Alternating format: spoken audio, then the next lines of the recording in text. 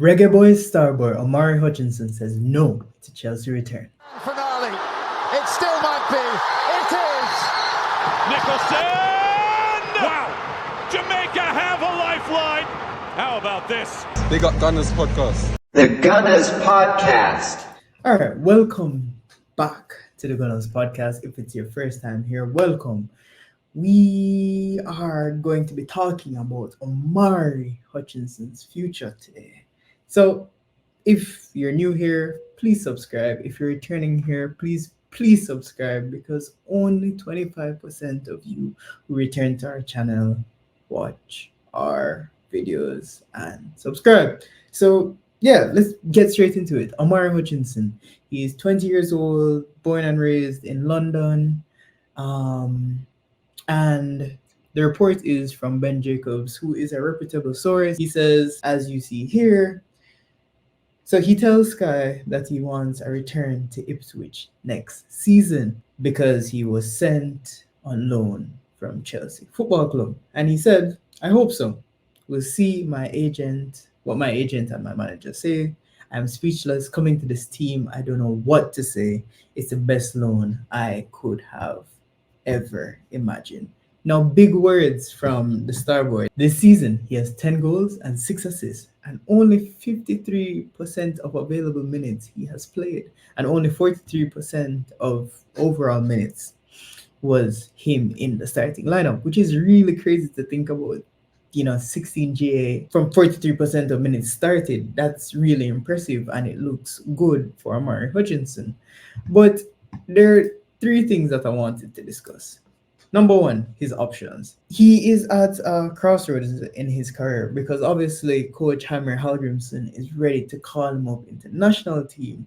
Now, Dicanio had discussed in the video prior, always big up Dicanio, but his contract is up in May of 2025. So it is really now 2 years left, and he really needs to be steadfast and make a decision. So now, number 1, he could decide that he's going to try and impress Poch and try and get back into that Chelsea lineup. And there is a potential spot for him in the right wing, because if the plan is to keep Cole Palmer in the middle, then, Madueke needs a backup. And yeah, so he could do that, try and get a new contract and see if he could, nail down one of those 15-year-long contracts. The second thing is that he could potentially back himself and say, yo, I am going back to Ipswich. I had a great season there. Although I only played half of the minutes, I believe that I can play more based off my contribution to the team and my contribution to the team getting back into the Premier League after about 20 years. And yeah, get guaranteed minutes. My big question though is that if he's trying to get a transfer, that transfer fee, Chelsea is not in the best economic situation. And although this is not a Arsenal video, and I'm not here to bash Chelsea or anything today, they need to balance the books. FFP must be on their tails. And although FFP talk about Manchester City, and I'm not here to talk about Arsenal, but it'd be wise for them to try and sell, because he is an academy player at the end of the day. And so it would just record on the books as pure profit. So they're going to ask for a lot of money. And Ipswich for sure will not be the only team that is in for him, but it depends on what type of club Chelsea is. And me personally, I do not trust Chelsea. So there's that. But for me, and I want you guys to interact with me, tell me what you guys think down below. But for me, the third option is that he signs, let's say, a 2 or 3 year extension. So that would take him to, let's say, 2027. And then he goes back to Ipswich on loan. I think this would probably be the smartest move for him. I think doing a full transfer, although it opens him up to some more possibilities, I think it kind of frees him up and it allows him to just play his football, not have to worry about certain things.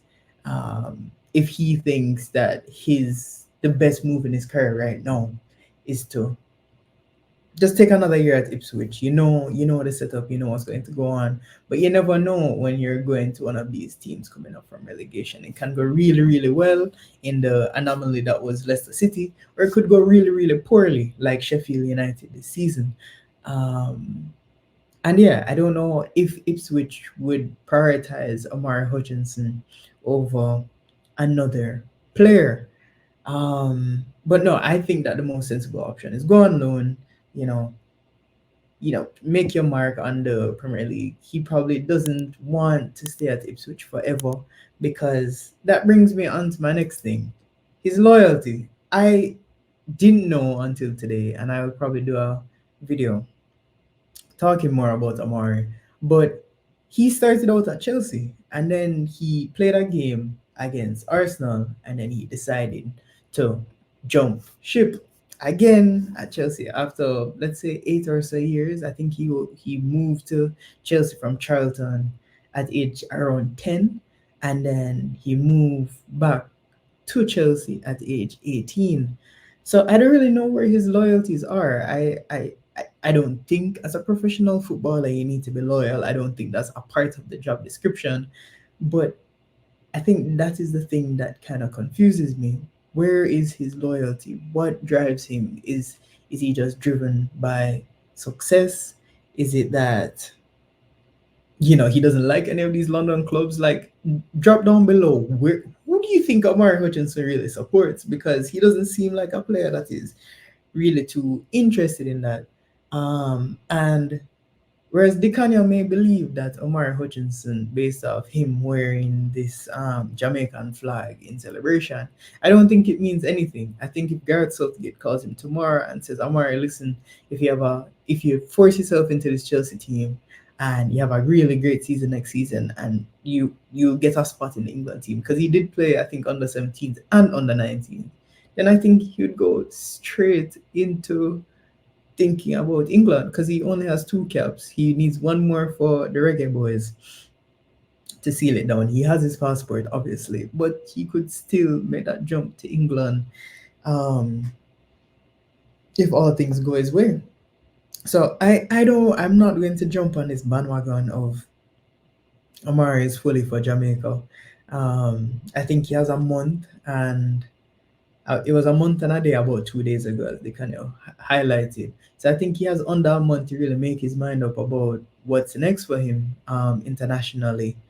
So plenty decisions for him to make, but I really don't trust him yet. I don't understand where people have gotten trust from. We didn't love him when he came to the National Stadium and played, and in the time that he collected 6-0. You guys don't remember that? Yes, he collected 6. But he has gotten more confidence. He has changed his career. So let's see what happens. Now, the third thing that I wanted to talk about is that the one thing I do really respect about Omari Hutchinson is his dedication. Amara is very dedicated to whatever he believes in, and that might be his success and his bag at the end of the day, because he thinks he can make it as a footballer. Coming from this F2 Freestylers video with him doing all these tricks, playing as a left back, if you watch some of his academy highlights, I think we really need to be cognizant of the dedication that he shows, and his ambition that I don't think it was probably the best decision to leave Arsenal, but who knows? Like, you could say the same thing about a Cole Palmer, that it might have not been the best decision for him to leave Manchester City, but at the end of the day, things work out how they work out. So I just wanted to say that there's no dislike or hate on Hutchinson. I'm just not as optimistic as some. I'm a bit. I respect his dedication to his craft, and I respect whoever is counseling him, and I'm really intrigued and excited to see what is next for Omari Hutchinson. Now, if you have made it to the end of the video, please don't forget to subscribe, comment, and share. It's really greatly appreciated. Buy us a coffee. And yeah, that's pretty much it for this video. Drop as many comments. I will be in the comments to engage with you guys.